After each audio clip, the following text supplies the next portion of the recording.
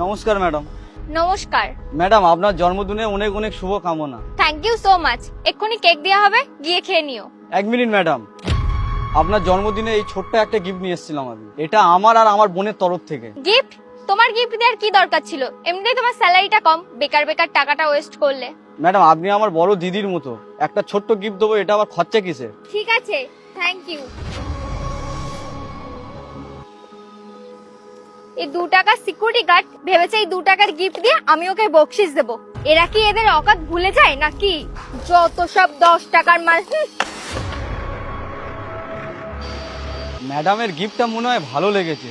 এইরকমই একটা গিফট আমি আমার বোনকেই দেবো। ফের তো টাকা জমাতে হবে, কয়েক মাস পরেই গিফটটা কিনে দেবো বোনকে। এটা তো ম্যাডামকে দিয়েছিলাম, কিন্তু এটা রাস্তায় পড়ে আছে কিভাবে? তার মানে ম্যাডামের গিফটটা পছন্দ হয়নি, ফেলে দিয়ে চলে গেল। এই কি হলো? সবাইকে কেক ফেক খেয়ে আসলো, তুই গেলি না কেন? স্যার আমি অনেক কাজে ফেঁসে গেছিলাম, সেই কারণে আমি আসতে পারিনি। আরে এমন কি কাজ, তোকে তো আমি বলেছিলাম যেতে। ঠিক আছে, কোনো ব্যাপার না, তাড়াতাড়ি চকে খেয়ে নিবি। না স্যার এখন খাবো না, পরে গিয়ে খেয়ে নেবো। রাজু, কি ব্যাপার? কিছু লোকাচ্ছিস আমার কাছ থেকে? না স্যার এমন কোনো ব্যাপার না, আমি কিচ্ছু লোকাচ্ছি না আপনার কাছে। দেখ, মিথ্যা বলিস না। তুই কেমন, আমি তোকে ভালো মতন চিনি। বল কি হয়েছে আমাকে বল।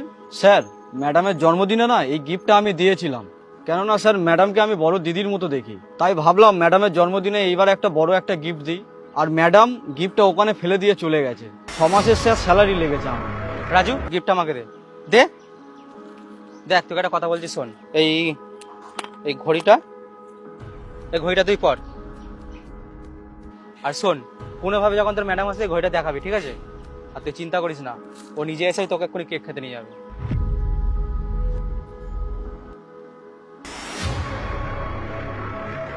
এটা তো বুবাইয়ের ঘড়ি, এর হাতে কি করছে? বুবাই, আমি তোমাকে যেই ঘড়িটা দিয়েছিলাম ওটা কোথায়? হ্যাঁ, আমাদের নিচে গার্ড আছে না, ওকে আমি দিয়ে দিয়েছি। কোন খুশিতে তুমি ওকে ওটা দিয়েছো? তুমি তো জানো আমি তোমাকে ওটা ভালোবেসে দিয়েছিলাম। কত দামি ঘড়িটা, ও 2 টাকার গার্ড, ওর অকাত আছে পড়ার ঘড়িটা। চুপ কর কই, অনেক হয়েছে। আরে 1 বছর তো পড়েছি, এবারে কোনো গরিবের পড়তে দেবো ওটা? বেকার বেকার ওভার রিঅ্যাক্ট করছো। আচ্ছা, 1 বছর ঘড়িটা পরে নিয়েছো, তাই ঘড়িটা পুরনো হয়ে গেছে। এখানে কথাটা টাকার না, এখানে কথাটা হচ্ছে আমার ফিলিংস এর। আমি কত ভালোবেসে তোমাকে দিয়েছিলাম ঘড়িটা, আর তুমি আমাকে আজ পর্যন্ত যা যা গিফট দিয়েছো না, সব আমি এক একটা করে গুছিয়ে রেখেছি। আর তুমি আমার গিফটটা ওই 2 টাকা সিকিউরিটি গার্ডকে দিয়ে দিলে। আমার ফিলিংস তো তোমার কোনো দামই নেই। ফিলিংস এর দাম না দেওয়াতে আমি তোমার কাছ দিয়ে শিখেছি। মানে? এই গিফটটা চেনো তুমি? ওই গার্ড তোমাকে দিয়েছিল। বুবাই, তুমি এই 2 টাকার গিফটটা আমার ঘড়ির সাথে কম্পেয়ার করছো? হ্যাঁ, ও আমাকে গিফটটা দিয়েছিল, কিন্তু এই ক টাকা দাম? 100 টাকা, 200 টাকা। ও গিফটটা আমাকে কেন দিয়েছিল আমি জানি, কারণ ও যেন আমার কাছ থেকে কিছু বকশিশ পায়।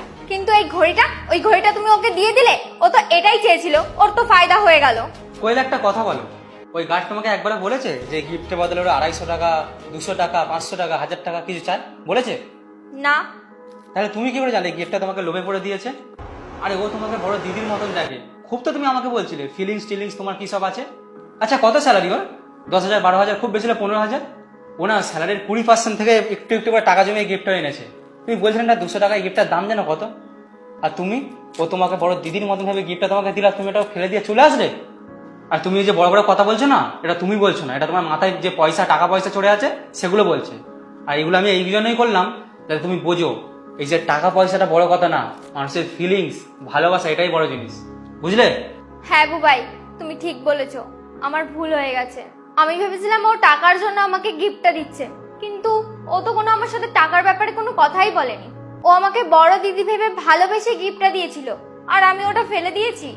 আমি গিয়ে ওকে এক্ষুনি সরি বলছি, আর আমি এক্ষুনি ওকে কেক খেতে ডাকছি। বলে তোমার ভালো জিনিস এইটাই, তুমি সব কিছু তাড়াতাড়ি বুঝে যাও। যাও, ওর ডেকে আনো, যাও।